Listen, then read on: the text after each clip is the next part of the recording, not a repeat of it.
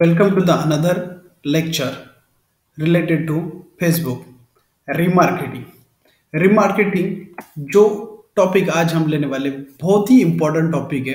Remarketing से हम लोगों को बहुत सारे क्लाइंट जिन लोगों ने डिसीजन नहीं लिया हुआ है वो क्लाइंट डिसीजन लेने में हेल्प होते हैं और उस डिसीजन मेकिंग करने के लिए उनको बार बार हमारा एडवर्टाइजमेंट दिखाना भी बहुत ही इंपॉर्टेंट है। सो रिमार्केटिंग के लिए हम लोगों को फेसबुक पिक्सल की बहुत सारी जरूरत पड़ती है। So what is actually remarketing? Remarketing is also term as a retargeting which means you can remind the people जो हम लोगों का प्रोडक्ट रहेगा उसके बारे में बार बार उनके सामने लाएंगे।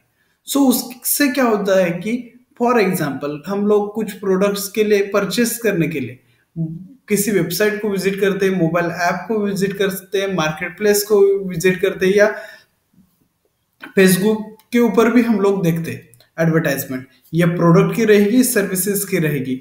एक एग्जांपल लेते हैं कि अमेजोन के ऊपर आप लोग सर्च कर रहे हो कि आपको एक शूज चाहिए, तो उसके ऊपर सर्च करने के बाद अमेजोन के ऊपर आप क्या करोगे, उसको एक कार्ट में डालोगे या परचेस करने का ट्राई करोगे या कैंसिल कर दोगे।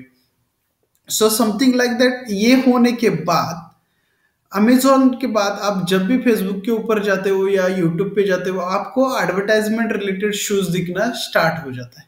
ये क्यों होता है? तो ये एक रीट मार्केटिंग का एक टाइप है जिसकी वजह से आपको क्या चाहिए था ये हम लोगों ने पहचान लिया था। अभी उसके रिलेटेड आपको एडवर्टाइजमेंट दिखना शुरू हो जाएगा। सो मोस्ट लाइकली बाय करने वाले जो कस्टमर रहेंगे वो रहेंगे हम लोगों के रीमार्केटिंग एडवर्टाइजमेंट के अंदर। सो इसके लिए हम लोगों को डायनेमिक एड्स क्रिएट करने, पीपल जो रहेंगे वो प्रोडक्ट और हमारे सिमिलर सर्विसेज रहेंगे वो देख सकते हैं उसके अंदर। So how does retargeting on Facebook help for your business? कैसे हेल्प करता है हम लोग अभी देखते हैं।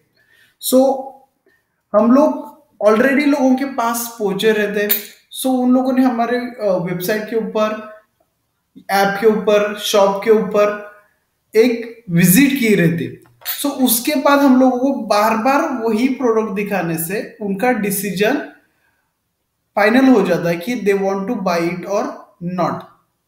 सो personally every ad for every customer should be automatic करनी चाहिए। तो उसके लिए हम लोग डायनेमिक ऐड करेंगे। एक ही टाइम पे हम लोग क्या कर सकते हैं, दो एडवर्टाइजमेंट रन कर सकते हैं।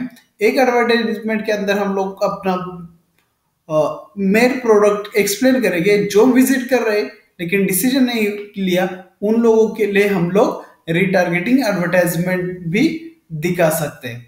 So most interested in that item जो भी रहेगा हम लोग दिखा सकते हैं। सो इसकी वजह से हम लोग क्या कर सकते हैं, एक अचीवमेंट हो जाते हैं कि हम लोग अपने कस्टमर को लॉयल रख पाते हैं। So coming back, so build brand loyal by showing new product to our best customers. Requirements for the creating retargeting. So मैंने जैसे बोला था कि आपको फेसबुक पिक्सेल आपको इंस्टॉल करना पड़ेगा आपकी वेबसाइट के अंदर। सो फेसबुक पिक्सेल जब हम लोग इंस्टॉल करते हैं तो वो हम लोगों को अलग अलग रिटारगेटिंग मार्केटिंग एडवर्टाइजमेंट के लिए हेल्प करता है। वो हम लोग प्रैक्टिकली देखेंगे। कैटलॉग्स अगर हम लोग किसी प्रोडक्ट में दिखा रहे हैं तो उस कैटलॉग में मोस्ट लाइकली जो रहेगा सो उसमें से परचेस कर सकते हैं। जैसे कि शॉपिफाई पे हम लोग अलग अलग प्रोडक्ट दिखा सकते हैं, अलग अलग टी शर्ट्स दिखा सकते हैं, शूज दिखा सकते हैं। वही कस्टमर अगर इंटरेस्टेड हो रहेगा उसके अंदर, उसने अगर कार्ट में डालना रहेगा तो जितने बार भी हम लोग उनको रिटारगेटिंग करेंगे उतने बार उनको लॉयलिटी बढ़ जाएगी, रिमाइंडनेस बढ़ जाएगा और परचेस करने का, बाय करने का डिसीजन ले सकते हैं।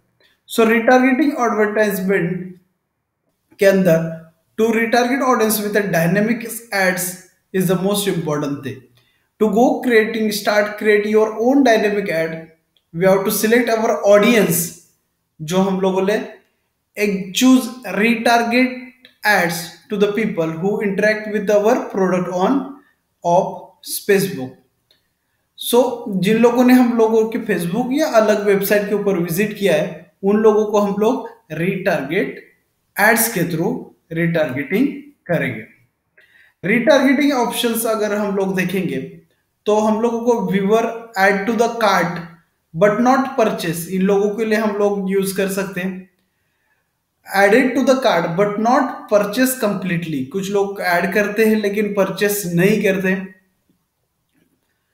तो उन लोगों को हम लोग प्रमोट प्रोडक्ट करेंगे कैटलॉग्स के through, those product in their basket, जो बास्केट के अंदर रहेंगे वही।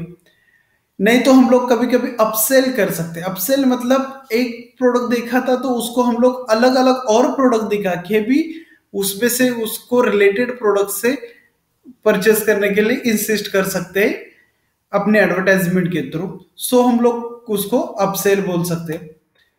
क्रॉस सेल प्रोडक्ट कर सकते हैं। क्रॉस सेल प्रोडक्ट के अंदर हम लोग जो हम लोगों के व्यू प्रोडक्ट रहेंगे फ्रॉम अवर प्रोडक्ट सेट, तो हम लोग उसको भी सेल कर सकते हैं। कस्टम कॉम्बिनेशंस भी हम लोग प्रोवाइड कर सकते हैं। कैटलॉग के अंदर हम लोग अलग अलग प्रोडक्ट डाल के ये चूज करने का opinion they can audience depend on audience हम लोग कर सकते हैं। For example including people who added product to their basket in last 45 days के अंदर जो जो प्रोडक्ट बास्केट के अंदर डाले थे, so purchase product at least 45 days के अंदर हम लोग उसको टारगेट कर सकते हैं। Entire number of days where the action occur for the your retargeting option. Optional means nothing but select the audience opinion to add a custom audience or the lookalike audience for retargeting. हम लोग ज्यादा से ज्यादा custom audience ही use करते हैं या lookalike audience use कर सकते हैं। So this was the uh, remarketing about the Facebook. We will continue in next lecture with a new topic. Thank you.